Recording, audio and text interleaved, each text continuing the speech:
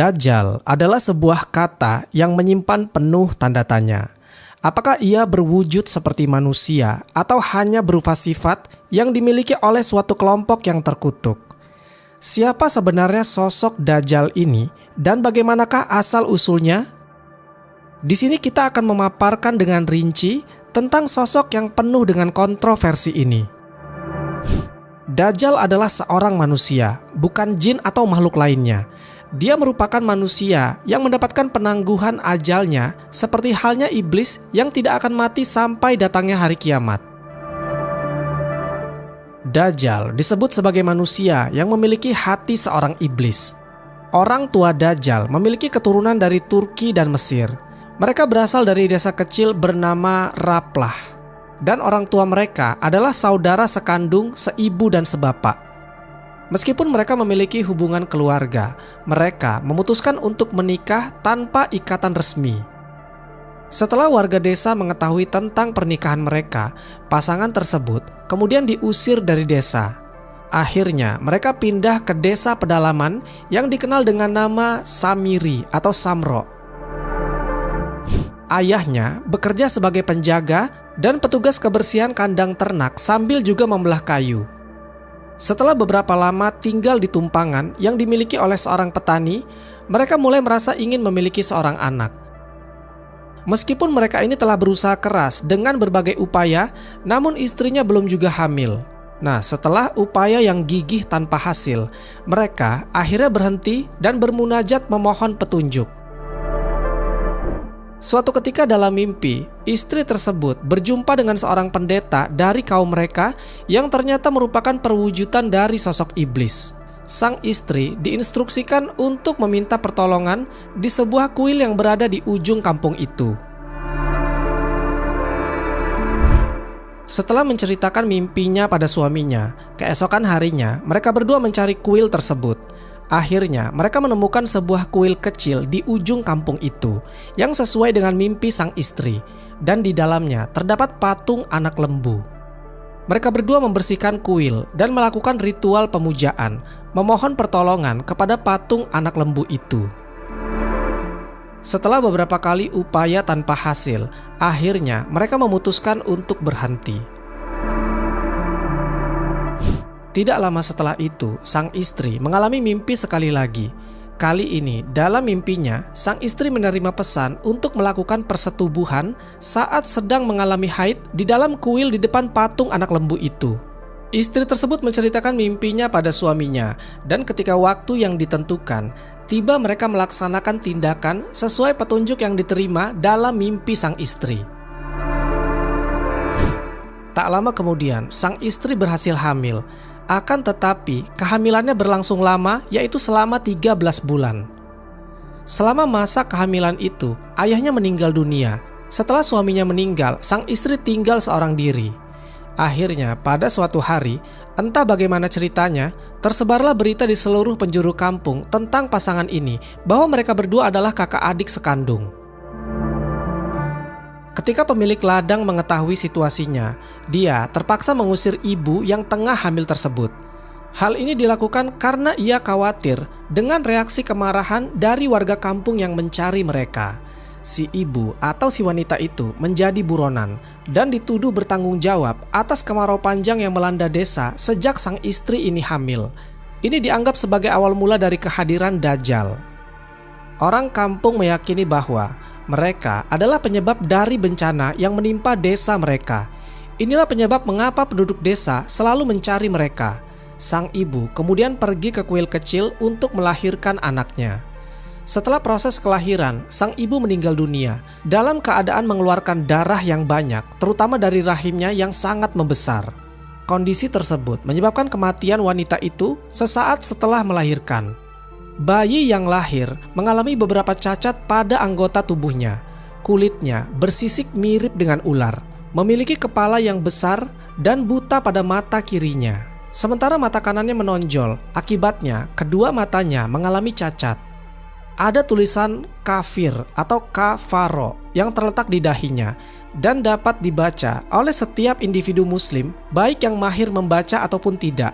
Menurut hadis yang diriwayatkan oleh At-Tabrani, Tanda ini akan muncul pada diri Dajjal setelah ia mengaku sebagai Tuhan. Dajjal dilahirkan sekitar 100 tahun sebelum Nabi Musa alaihissalam. Setelah beberapa tahun berlalu, tempat persembunyian Dajjal akhirnya terungkap. Ketika warga desa mengetahui tentang hal ini, mereka bersatu untuk membakar kuil tersebut. Saat kejadian tersebut, Dajjal dibawa oleh pendeta kuil dan dihanyutkan ke laut.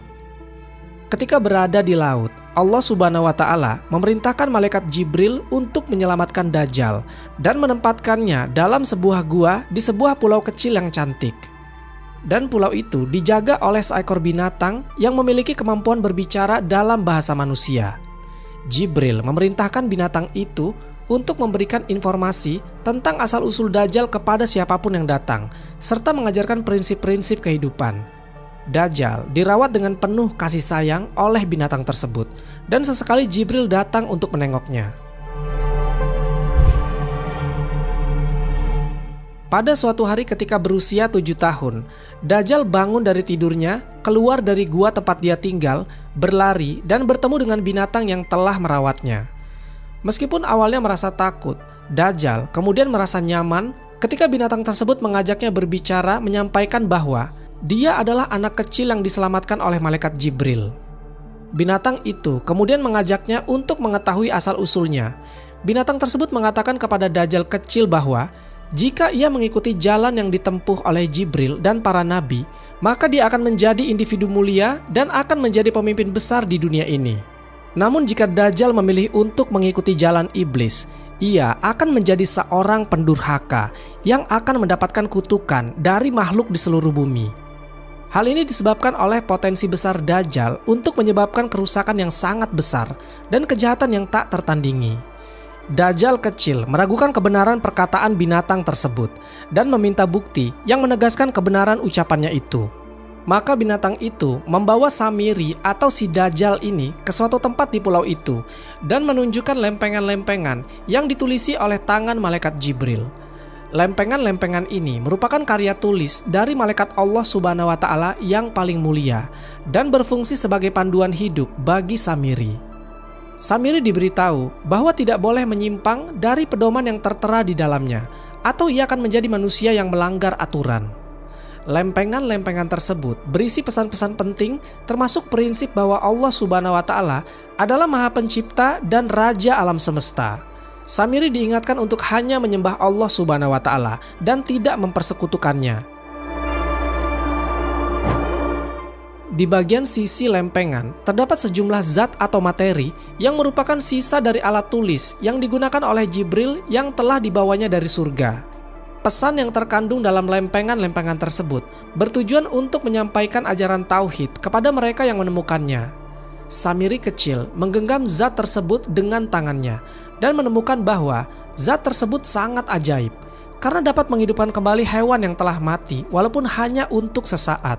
Zat inilah yang kelak akan digunakan oleh Dajjal untuk menghidupkan kembali makhluk yang telah mati, menciptakan kekacauan dan kebingungan di seluruh dunia. Meskipun binatang pengasuhnya mengajarkan kepada Samiri tentang cara ritual menyembah Allah Subhanahu wa Ta'ala dan mendorongnya untuk melaksanakannya secara rutin, namun anak itu enggan dan selalu memberontak hingga ia dewasa. Dengan ketertarikannya dengan kehidupan di pulau itu, Samiri kecil belajar mengenai segala aspek ilmiah. Dengan kecerdasannya yang luar biasa, dia berhasil menguasai pengetahuan tersebut dibantu oleh penjelasan yang diberikan oleh pengasuhnya. Selama tidurnya, malaikat Jibril memberikan pengajaran mengenai ilmu-ilmu hikmah kepada Samiri, tanpa menyadari bahwa Samiri juga sedang dipelihara oleh iblis. Permintaan iblis kepada Allah Subhanahu wa Ta'ala untuk menjaga dan mendidik Samiri juga telah dikabulkan. Pada waktu itu, iblis telah beralih bentuk menjadi ular besar dan memberi makan serta minuman kepada Samiri dengan cara memasukkannya langsung ke dalam mulutnya. Meskipun binatang pendampingnya tetap bersabar dan terus mendorong Samiri agar beribadah kepada Allah Subhanahu wa Ta'ala, namun Samiri yang merasa lelah dan bingung akhirnya mengajukan pertanyaan. Dia bertanya dengan sedikit memaki, "Siapa sebenarnya Allah itu? Kenapa aku tidak pernah melihatnya?" Sementara binatang itu ketakutan setengah mati mendengar makian dari Samiri. Binatang itu berkata, "Aku adalah ciptaan Allah Subhanahu wa Ta'ala, dan aku hanya taat kepadanya. Engkau telah mengucapkan kata-kata yang telah mengguncang langit. Maka sekarang dengarlah, kamu punya dua pilihan. Jika engkau menyatakan ketaatan kepada Allah Subhanahu wa Ta'ala, maka kata-katamu akan diampuni. Jika engkau menolak, tinggalkanlah pulau ini dan lihatlah dunia di luar, agar engkau menyadari keesaan Allah Subhanahu wa Ta'ala." Binatang itu memberikan peringatan tambahan. "Jika kamu memilih pergi, kamu akan kembali lagi ke sini suatu saat nanti." Samiri pun memilih untuk pergi meninggalkan pulau itu. Dia pun kemudian membuat perahunya sendiri. Setelah perahunya selesai, dia pun mulai melakukan perjalanan. Samiri pun memulai petualangannya di dunia luar dan dipenuhi oleh rasa ingin tahu yang besar. Dia pun singgah di sebuah tempat yang antah berantah. Di sana, dia mendalami berbagai hal yang menarik minatnya. Dia juga mulai menjelajahi kisah-kisah tentang sejarah dirinya sendiri. Di petualangannya ini, dia mencari pengetahuan serta kekayaan di seluruh dunia. Singkat cerita, Dajjal pun berkembang menjadi sosok yang sangat kaya dan cerdas. Yang lebih mengagumkan, dia tetap mempertahankan penampilan yang sama seperti saat pertama kali meninggalkan pulau tanpa menunjukkan tanda-tanda penuaan. Pada usia 20 tahun, Dajjal melakukan kunjungan pertamanya ke Yaman yang jaraknya terletak 4.000 km dari pulau asalnya. Di sana, dia dengan cepat menyerap pengetahuan baru setiap hari, seolah-olah memiliki kecerdasan dan pemahaman yang melampaui manusia pada umumnya. Setiap orang yang berinteraksi dengannya sangat terkesan oleh kekuatan dan kemampuannya yang luar biasa. Dajjal menjadi suatu kombinasi antara kebijaksanaan dan misteri, menjadikannya sebagai pribadi yang sungguh mengagumkan. Setelah beberapa waktu berlalu, keinginannya untuk kembali ke tanah leluhurnya di Palestina mulai muncul dalam dirinya. Dajjal pun akhirnya memilih untuk pulang ke Palestina bersama kapal besar dan anak buah yang banyak. Kemudian Dajjal memulai perjalanannya. Di pertengahan perjalanan, kapal besar itu pun berhenti dan Dajjal memutuskan untuk melanjutkan perjalanannya sendiri dengan menggunakan kapal kecil yang ada di kapal besar itu. Ketika Dajjal sampai di pulau di mana dia berasal dahulu, binatang besar itu hanya mengamati tindakan Dajjal tanpa berbicara dengan dia. Ketika menginjakan kakinya di pulau itu, pikiran pertama yang muncul dalam benak Dajjal adalah mencari bahan-bahan ajaib bekas malaikat Jibril. Selain itu, dia juga membawa sepotong batu kecil berwarna-warni yang diambilnya dari batu panel tempat Jibril dulu menuliskan wasiat-wasiat untuknya. Setelah itu, Dajjal pun melanjutkan pertualangannya hingga sampai di Palestina. Setelah dia tiba di Palestina, usia Dajjal saat itu sudah mencapai 100 tahun. Meskipun begitu, dia tidak merasa lemah, tua ataupun pikun. Kondisinya masih sama seperti dia muda dulu, seolah-olah waktu telah berhenti pada masa kehidupan mudanya, menjadikannya tetap dalam keadaan yang penuh dengan vitalitas. Tanpa ragu, Dajjal kemudian merasa dirinya layak menjadi Tuhan, karena dia menyadari kecerdasan dirinya yang jauh melebihi manusia lainnya. Bukti nyata adalah bahwa hanya Dajjal lah yang dapat berkomunikasi dengan binatang yang telah menjadi pengasuhnya sejak dia kecil. Dajjal juga menyadari bahwa semua makhluk takut kepadanya karena di dalam dirinya mempunyai kekuatan yang luar biasa. Menurut binatang pengasuhnya itu, Jibril adalah pemimpin malaikat dan sejak kecil menjadi pembimbing Dajjal. Makanya dia merasa dia memiliki pengetahuan yang cukup bahwa dia adalah penyelamat. Selain itu, dia juga mengetahui apa yang harus dilakukan dalam situasi yang sebelumnya tidak diketahuinya. Pada zaman Nabi Musa alaihissalam, Samiri atau Dajjal ini pernah menjadi asisten Nabi Musa alaihissalam. Nabi Musa mendapatkan pengetahuan tentang Dajjal dari wahyu yang disampaikan malaikat Jibril. Nabi Musa menerima Samiri untuk bekerja, menugaskannya menjaga kuda dan membersihkan kandangnya. Samiri tak hanya menjalankan tugas-tugas biasa, dia sering mengintip percakapan rahasia antara Nabi Musa dan Nabi Harun. Bahkan mendengarkan dialog Nabi Musa dengan malaikat Jibril. Dajjal memang sangat licik, tidak hanya mengintip pembicaraan dan dialog yang krusial. Dajjal bahkan mencuri pasir yang terinjak oleh kaki malaikat Jibril ketika terjadi mukjizat besar Nabi Musa alaihissalam, yaitu ketika terbelahnya Laut Merah. Jadi ketika kaum Bani Israel tengah melintasi laut yang terbelah itu untuk menuju tanah yang dijanjikan, yaitu Baitul Maqdis, di belakang sana ada Fir'aun dan bala tentaranya yang mengejar dengan diiringi malaikat Jibril yang menunggangi kuda. Dikisahkan, Samiri ini melihat bekas pijakan kaki malaikat Jibril yang melintasi Laut Merah itu berubah menjadi tanaman hijau. Maka Samiri pun mengambil tanah bekas pijakan Jibril, kemudian dia menyimpannya. Dan menurut beberapa riwayat, bahwasanya hanya Samirilah yang bisa melihat malaikat Jibril ketika itu, sementara kaum Bani Israel yang lain tidak bisa. Bahkan mereka tidak mengetahui saat itu tentang keberadaan malaikat Jibril. Hal ini dikarenakan karena Samiri ini telah dirawat oleh malaikat Jibril sejak dia masih bayi. Ketika rombongan Musa dalam perjalanan menuju Baitul Maqdis, mereka sempat singgah di sebuah desa kecil. Masyarakat di desa ini bukan menyembah Allah Subhanahu wa Ta'ala sebagai Tuhannya. Mereka malahan menyembah patung anak sapi. Nah, melihat masyarakat desa yang menyembah patung anak sapi itu, kaum Bani Israel justru meminta Musa untuk membuatkan sebuah patung seperti mereka. Kaum Bani Israel berkata, "Wahai Musa, buatkanlah untuk kami satu sesembahan, sebagaimana mereka mempunyai beberapa sesembahan." Nah, sejak saat itulah, kekaguman Samiri pada berhala patung anak sapi semakin membutakan mata hatinya. Dia berencana suatu hari nanti mau membuat berhala anak sapi biar kaum Bani Israel bisa menyembahnya. Pada suatu hari, ia memiliki kesempatan untuk menjalankan rencananya tersebut. Diceritakan, Nabi Musa pergi ke Bukit Tursina dengan tujuan mendapatkan wahyu Taurat dari Allah Subhanahu wa Ta'ala. Atas perintah Allah Subhanahu wa Ta'ala, Nabi Musa pun berangkat menuju Bukit Tursina seorang diri dan menitipkan kaum Bani Israel kepada Nabi Harun.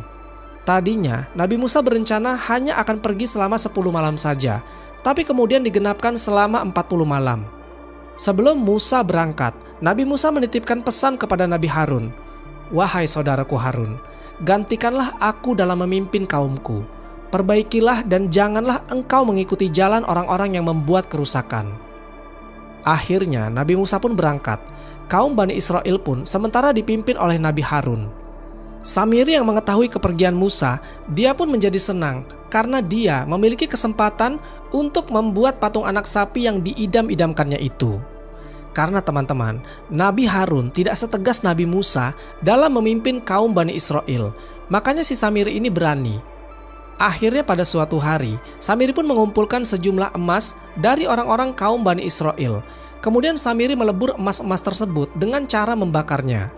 Samiri pun ingat bahwasanya dia punya bekas pijakan kaki kuda malaikat Jibril yang dia simpan di suatu tempat. Akhirnya Samiri pun mencampur emas cair tersebut dengan tanah bekas pijakan kaki kuda malaikat Jibril, hingga jadilah sebuah patung anak sapi dari emas. Setelah jadi patung anak sapi, Samiri pun membawa patung anak sapi itu kepada kaum Bani Israel. Kaum Bani Israel pun bertanya, "Wahai Samiri, apa yang kau bawa itu?" Samiri pun menjawab, "Ini adalah Tuhan kalian dan Tuhannya Musa." Mereka pun berkata, "Tapi Musa sekarang sedang pergi menemui Tuhannya di Bukit Tur." Samiri menjawab, "Musa itu telah lupa. Dia pergi menemui Tuhannya di tempat lain, padahal Tuhannya ada di sini." Samiri berkata sambil menunjuk berhala sapi yang dibuatnya itu. Kala itu, patung itu pun bisa mengeluarkan suara. Maka orang-orang Bani Israel pun jadi percaya. Akhirnya, Samiri dan orang-orang Bani Israel pun menyembah berhala patung anak sapi tersebut. Lupa sudah Samiri akan peringatan Nabi Musa alaihissalam supaya jangan menyembah berhala. Sementara itu Nabi Harun pun telah mengingatkan Samiri, tapi rupanya Samiri tak peduli dengan nasihat Harun.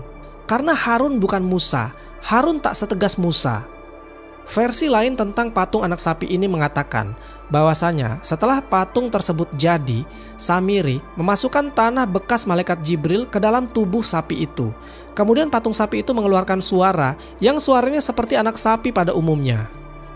Ada pula ulama lain yang mengatakan sapi itu bisa mengeluarkan suara karena ada angin yang masuk melalui dubur patung itu dan angin itu keluar lewat mulutnya sehingga bisa menghasilkan semacam suara. Karena Samiri ini membuat bagian tengah dari patung itu berongga. Jadi itu semacam konsep kerja seruling. Kemudian ada pula yang mengatakan patung anak sapi buatan Samiri itu memiliki daging dan bisa mengeluarkan darah layaknya anak sapi pada umumnya. Tapi kulitnya terbuat dari emas. Makanya banyak dari kaum Bani Israel yang bersorak kegirangan karena menganggap Tuhan mereka berada di sisi mereka. Selama perjalanannya, Dajjal atau Samiri ini berkeliling dan menjelajah mulai dari kejayaan masa Nabi Daud hingga pada masa Nabi Isa alaihissalam. Dia telah melalui ratusan bahkan ribuan generasi manusia, namun fisik Dajjal tetap tidak menunjukkan tanda-tanda penuaan sama sekali. Setelah berkelana ke berbagai tempat, akhirnya Samiri pulang ke pulau di mana ia pernah diasuh oleh Al-Jassasah dan malaikat Jibril. Tetapi ketika ia berlabuh dan berjalan menuju ke arah gua tempat dia diasuh dahulu, Al-Jassasah, yaitu binatang berbulu tebal di pulau itu, dan bersama-sama dengan 20 makhluk yang bertubuh tinggi yang melebihi pohon-pohon tinggi yang terdapat di pulau itu, di mana wajah mereka bersinar seperti matahari, telah menghalangi jalannya Samiri. Pada tangan mereka terdapat rantai besi yang tampak jelas bukan buatan manusia. Samiri yang pada ketika itu sedang menggigil ketakutan bertanya kepada Al-Jassasah, "Siapakah mereka? Bagaimanakah mereka dapat sampai ke sini?" Al-Jassasah menjawab, "Wahai orang yang paling bodoh, engkau telah menyia-nyiakan 2 kesempatan yang telah diberikan kepadamu, dan tidak tersisa lagi bagimu kecuali janji yang terakhir itu." Janji yang terakhir itu adalah pesan malaikat Jibril seperti yang tertulis pada batu yang ke-7 untuk Samiri. Tidak ada kitab bagimu kecuali apa yang telah dibawa kepadamu oleh seorang nabi yang terakhir, yaitu Nabi Muhammad SAW, yang akan datang menjelang akhir zaman. Jika engkau beriman dan meyakini apa yang kami imani, maka Allah Subhanahu wa Ta'ala akan mempermudahkanmu untuk mengimani penutup para nabi. Ia bernama Muhammad Al-Amin. Ia akan lahir sebagai nabi dan rasul di tengah-tengah kaum yang buta huruf. Ia akan berhijrah ke tempat-tempat yang banyak ditumbuhi dengan pohon-pohon kurma dan yang mempunyai banyak mata air, serta sumur tawarnya dengan tanah yang subur. Jika engkau mendustakan nabi yang mendahului Muhammad, maka Allah Subhanahu wa Ta'ala akan menutup pintu hatimu dengan selubung hitam. Hatimu akan menjadi condong kepada kejelekan dan tidak dapat melihat cahaya. Akalmu hanya dapat melihat dirimu sendiri saja seperti iblis yang terkutuk, dan engkau pun akan menjadi teman akrabnya. Jika engkau tidak mempercayai akan adanya Allah Subhanahu wa Ta'ala dan para malaikatnya serta para rasulnya, maka engkau akan dimasukkan ke dalam penjara 1000 tahun lamanya. Engkau hanya akan dibebaskan pada ketika Nabi Muhammad SAW telah wafat. Ketika Samiri tersadar dari pingsannya, ia mendapati dirinya telah berada di dalam gua, dan Al-Jassasah sedang berada di hadapannya. Saat itu, Samiri melihat kedua tangan dan kakinya sudah dibelenggu dengan rantai yang sangat panjang, agar dia dapat bergerak, duduk, berdiri, berjalan, dan lain sebagainya. Al-Jassasah bersungguh-sungguh untuk memastikan kebersihan dan mengurus badan Samiri. Saat itu, Samiri seringkali merasakan ketakutan yang tidak pernah dia rasakan sebelumnya. Dia sebelumnya belum pernah melihat belenggu yang sedang mengikatnya, bahkan ketika di dalam penjara Fir'aun dan kerajaan lain yang pernah dikunjungi semasa pengembaraannya. Kemudian Al-Jassasah berkata, "Engkau adalah manusia akhir zaman, raja segala kejahatan di masa depan, yang dikutuk oleh seluruh penghuni langit dan bumi. Engkau telah dianugerahkan oleh Allah Subhanahu wa Ta'ala dengan kekuatan dan kecerdasan yang tiada tandingannya, serta diberikan kebebasan di dalam memilih jalan hidupmu. Tetapi inilah jalan yang telah engkau pilih. Sekarang engkau berada di zaman penutup para nabi, yaitu kekasih Allah Subhanahu wa Ta'ala, Nabi Muhammad SAW. Ia telah lahir beberapa hari lalu ketika engkau sedang berada di tengah-tengah lautan. Engkau kini berada di penghujung akhir zaman di muka bumi ini. Janji Allah Subhanahu wa Ta'ala itu telah datang tepat pada masanya. engkau tidak akan terlepas dari rantai yang sedang membelenggumu kecuali setelah wafatnya Nabi Muhammad SAW. Tanda-tanda keluarmu sebagai orang yang paling sombong di dunia ini ialah keringnya pohon-pohon kurma Baisan, berkurangnya air danau Tabari, keringnya mata air Zuhor, dan banyak terjadinya malapetaka gempa bumi yang dahsyat sebelum keluarnya musuh-musuhmu yang akan memarahimu dan memerangimu. Sambil berusaha melepaskan diri dari belenggu yang sedang mengikatnya, Samiri berkata, "Bagaimana aku dapat meyakini bahwa segala perkataanmu itu adalah benar? Sungguh, aku ingin keluar dari sini untuk memerintah dunia. Dunia tidak ada rajanya kecuali aku, sedangkan engkau terus-terusan berusaha menghalangi hakku. Aku adalah manusia paling tua di dunia ini, karena waktu tidak berpengaruh kepadaku. Seluruh dunia di sekitarku telah berubah, tetapi aku tidak pernah berubah. Tidak pernah tua dan tidak beruban. Segala sesuatu di sekitarku tunduk kepadaku. Aku adalah anak dewa." Al-Jassasah menjawab, "Engkau bersabar ataupun tidak, janji Allah Subhanahu wa Ta'ala itu pasti benar. Engkau akan dilaknat, diusir, dan dilemparkan ke dalam neraka seperti iblis dan syaitan yang terkutuk, yang telah diperingatkan kepadamu melalui tulisan-tulisan malaikat Jibril untukmu." Wallahu a'lam bishawab. Semoga kisah ini bermanfaat. Lebih dan kurangnya mohon dimaafkan. Yang benar datangnya dari Allah Subhanahu wa Ta'ala. Khilaf atau keliru itu datangnya dari saya pribadi sebagai manusia biasa. Sampai ketemu di kisah-kisah seru yang penuh makna selanjutnya. Saya akhiri. Wassalamualaikum warahmatullahi wabarakatuh.